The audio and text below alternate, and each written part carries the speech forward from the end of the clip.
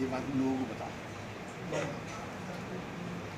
ये तालिब इल्म माशाल्लाह हज़रत जो कह रहे हैं वो लिख रहे हैं, लेकिन उसी को पढ़ाएंगे तो जाहिर सी बात है बहुत जल्दी कुछ चीज़ें जहन में महफूज हो जाती हैं, इसलिए हम उससे पढ़वाएंगे नहीं, दूसरे तालिब इल्म से पढ़वाएंगे कि इसने क्या लिखा है, लेकिन वो करीब ना रहे तो उसको दूर भेज दी हमने, ताकि यूँ महसूस ना हो कि हज़रत की गुफ्तगू शायद उसने सुन ली।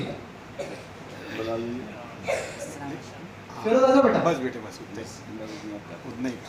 अब निकाल के दो पेज निकाल के दो।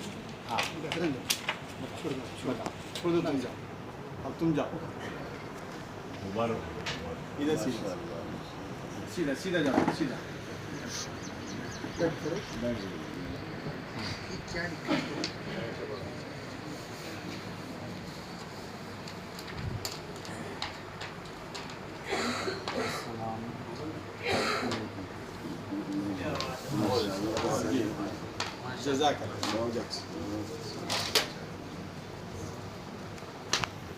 अल्हम्दुलिल्लाह हमारे यहाँ पहली से लेकर 10वीं तक, फिर 11वीं और 12वीं कई बाहर से एग्ज़ाम दिलाते हैं।